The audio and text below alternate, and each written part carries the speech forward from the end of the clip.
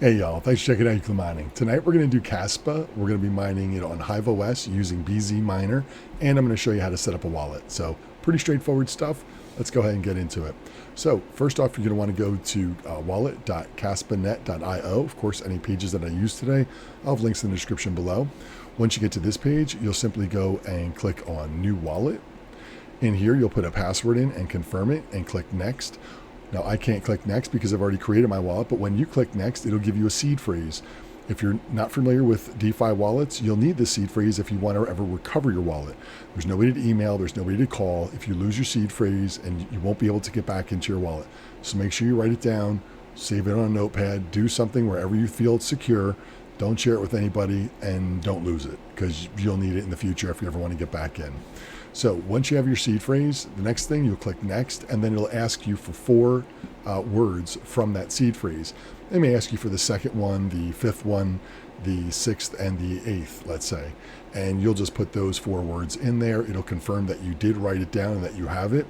And then you'll click Next. After that, you'll end up on a page that looks just like this, except your wallet address will obviously be different than mine. This is where we're ultimately trying to get to. You'll simply go over here and click Copy on the clipboard, and that'll copy your wallet address. Next thing you want to do is go over to Hive and go to your root. You'll come right over to you're in your root of Hive. You'll click on Wallets. You'll click on Add Wallet. In here, you'll just type in Kaspa. In here, you'll hit Control and V, and that'll put your wallet address in there. In here, you can name it whatever you want. I named mine Kaspa, whatever you want to call it. You don't have to do anything here or here, and click Create. I'll click Cancel because mine is right here, and I've already done it. Pretty straightforward with that, and we'll go over to Flight Sheets. In here, we're going to go again. We're going to type in KAS. In the wallet, we'll choose the wallet we just created. For the pool, there's two pools that they let you pick from, ACC-pool and WoolyPooly. If we go over here to Kaspa and mining pool stats, we can see that they are the number 1 and number 2 pools out there. You can choose either one. We'll choose WoolyPooly for tonight. For this one, I choose the SSL, and then I go down to USA because I'm in North Carolina. And then I always like to have a backup server, so I'm going to choose Canada.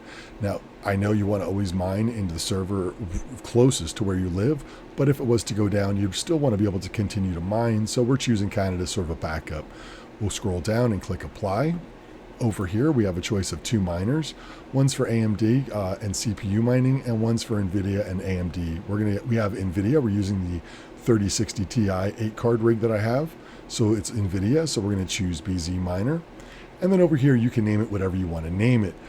For mine, I named it Kaspa /WoolyPooly /BzMiner. You can name whatever naming convention that you're used to doing, or if it's your first one, think of a way that you want to put yours in. You can see some of mine that I have. Excuse me. And then once you have that done, you click Create Flight Sheet. Then you go back to your farms, and I'm on the 3060 Ti rig right here. You'll go over to Flight Sheets. You'll find it in your list, and you'll click the little rocket. Once that sets off, it will change the flight sheet, so you are mining. Now, these are the mining settings that I'm using. I'm currently just kind of tweaking mine a little bit. If I go over to WoolyPooly, you can see that I just started mining this. And the reason I'm mining it, to be honest, is that it's strangely enough, it's only at a loss of 66 cents a day. We're talking in losses nowadays, and really just speculative mining. None of this financial advice, but this is just what I'm doing. And if you're still sticking around to watch this part of the video, welcome to stay on. Just going to be talking about it real quick. But yeah, it's only losing 66 cents a day. And you know what? I'm going to mine it for a little bit, little spec mining on that.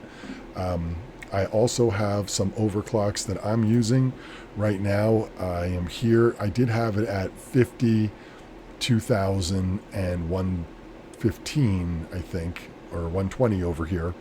And then I changed it to 150 to negative 2000 and 130 for my power. I have gotten a little bit better, but I still am under where I should be. I have started a little bit of an overclock sheet that I'm working on. I would love to see in the comments down below anybody who has any suggestions for overclocks. I'm going to put them all in here. I'm going to be testing different ones, seeing which ones give me the best results. Of course, you get the silicone lottery. It's never the best. Some of these are almost 470, where this one is at 442.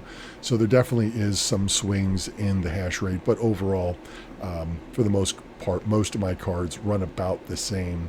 But I'm going to be going ahead and filling this in. I do have a lot of tabs on the bottom: Auto Lycos, ProgPow, Cortex Beam, Kapow, Zhash, Blade 3, and ETC hash.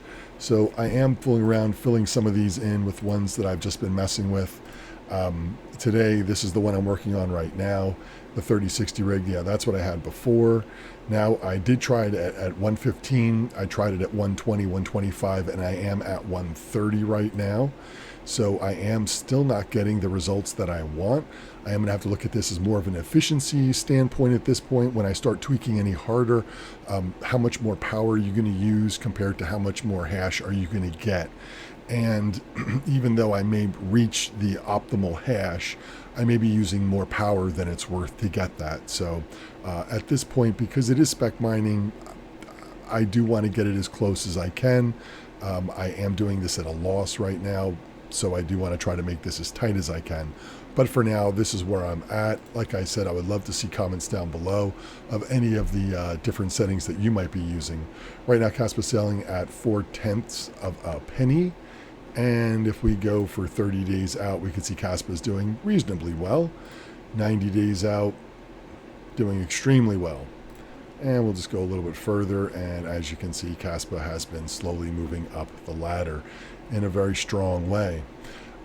So anyway, y'all, if this video helped, definitely give me a thumbs up. If you haven't subscribed, hit the button over there. Of course, I'd love to see those comments. Definitely hit them down below. Overclock settings for any of these in here. I will have a link for this in the description. I do have a little more work to it, so give me a day before I have that link up, but I will have this up probably the next day.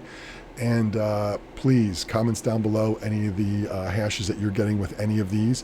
All I have right now is a 3060 and a 3060 Ti in here, and I probably will be adding more. But for now, this is what I got. I appreciate y'all checking in. I'll see y'all next time.